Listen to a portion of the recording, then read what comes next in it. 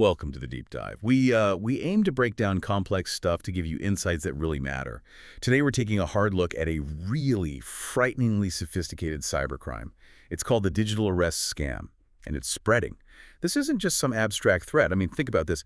A retired railway officer in Ghaziabad, Uttar Pradesh. He fell for it, lost a huge amount, 35 lakh. Yeah, and what makes this digital arrest thing so insidious is the psychology behind it. It's not just about scaring people, it actively manipulates them, often isolating them, making them feel ashamed or too embarrassed to even call family. That isolation piece is powerful. Definitely. They weaponize that feeling, making victims think they're completely alone facing serious trouble. So just to be super clear for you listening, digital arrest, it's not real. Not a real legal thing. It's criminals using phones, video calls, whatever, to pretend they're arresting you, basically to extort money.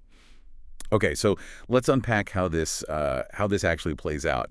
Usually it kicks off with a phone call you weren't expecting, you answer, and it's someone sounding incredibly official, like an officer from a central agency, and bam, they hit you with these wild allegations, serious stuff, money laundering, maybe drug trafficking, designed to knock you off balance immediately. And it's not always just random noise. Sometimes they've done their homework, maybe scraped some details about you online, so the accusation feels disturbingly specific. It's fascinating in a grim way how they build that fake credibility right at the start. Absolutely. Yeah. And here's where it gets really, really disturbing. It escalates fast. They push you onto a video call. And this is where they use, pretty basic tech, but for maximum psychological damage. Think virtual backgrounds, maybe even like loop videos of fake officers or interrogation rooms. It sounds crude, but imagine the pressure. You're scared. You think you're facing real legal trouble right now. It feels incredibly real in the moment. Exactly. Professor Triveni Singh, who's a cybercrime expert, former IPS officer, he nailed it. He said, digital arrest is one of the most dangerous tricks. Criminals exploit fear, pushing victims into believing immediate payment is the only escape.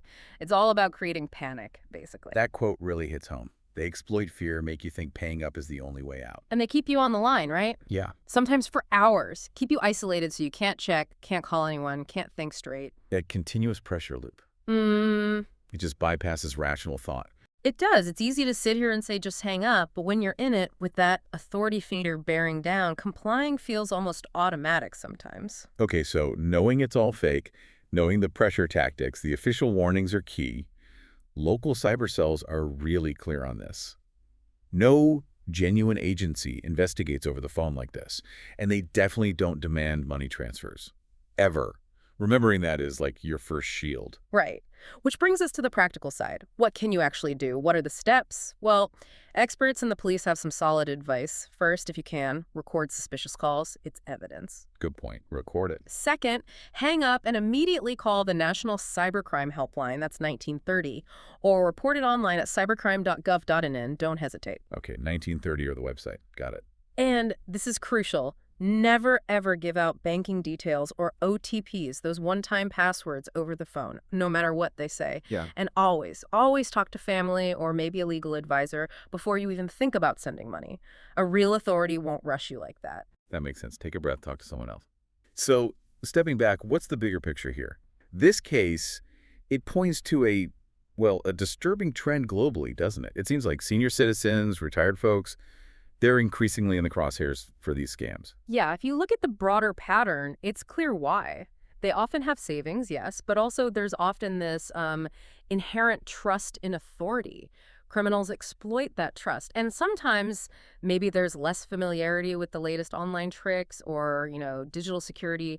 It really highlights how much we need law enforcement, banks, community groups, everyone to step up awareness campaigns, especially campaigns tailored for seniors and retired people. Absolutely.